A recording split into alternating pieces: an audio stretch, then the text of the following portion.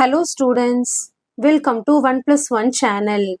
இந்த ப்ராப்ளத்தில் பார்த்தீங்கன்னா if PQRS is a cyclic quadrilateral in which angle PSR is equal to 70 degree ன்னு சொல்லியிருக்காங்க. So PSR 70 degree and QPR இந்த angle வந்து 40 degree எல்லா கொஸ்டினில் கொடுத்துட்டாங்க. Then find PRQ இந்த angle வந்து நம்ம கண்டுபிடிக்கணும். சரிங்களா? ஓகே, இப்போ நம்ம என்ன பண்ண போறோம்னா நம்ம diagram வரைஞ்சிருக்கோம்.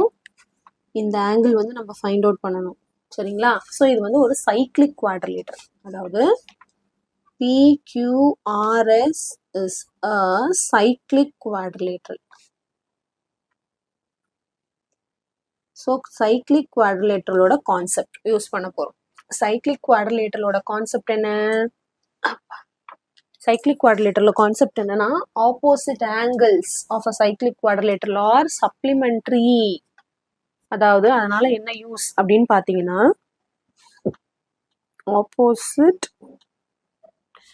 angles of a cyclic quadrilateral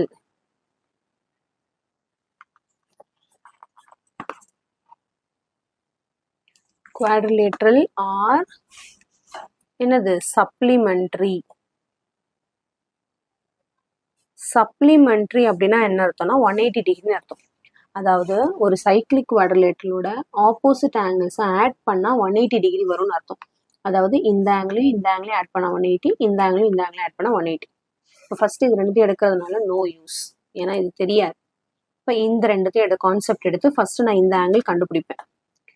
இந்த ஆங்கிள் கண்டுபிடிச்சிட்டா ஈஸியாச்சே. இது வந்து ஒரு ட்ரையாங்கிள்ல, அப்போ இது ரெண்டுத்தையும் ஆட் பண்ணி 180லேருந்து மைனஸ் பண்ணால் இது கிடச்சிரும்.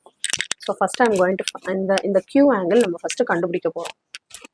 சரிங்களா?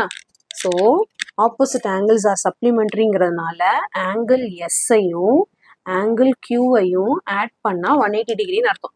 ஏன் ஆங்கிள் எஸ் ஆங்கிள் கியூன்னு எழுதிக்கலாம்? ஏன்னா எஸ்ஸுங்கிறது இந்த ஒன்று தான் குறிக்குது.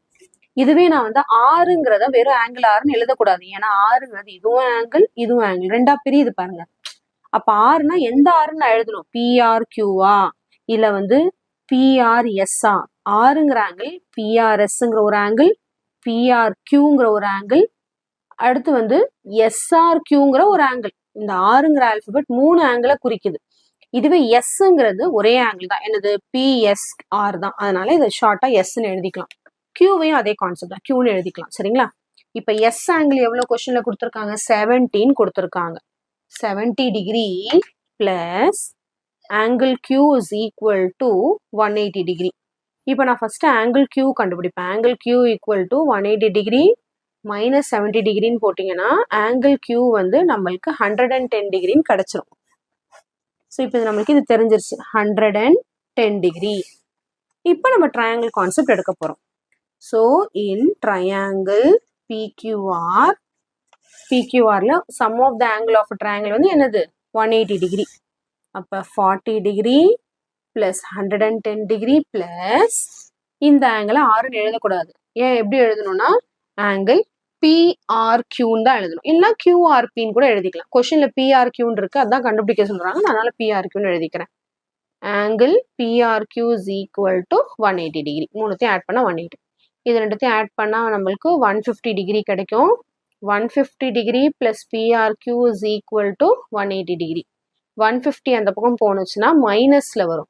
அப்ப PRQ equal to 180 minus 150 degree. This implies PRQ is equal to 30 degree. Simple sum. Cyclic quadrilateral இந்த கான்செப்ட் கொடுத்துருக்காங்களே, உடனே அதை நம்ம யூஸ் பண்ணிடணும். சரிங்களா?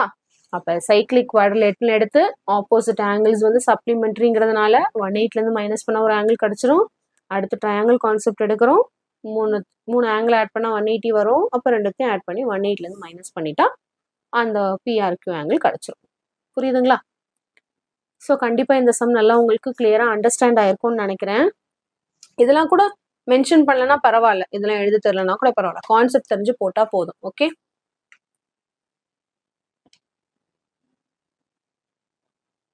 so thank you so much for watching students. Bye bye.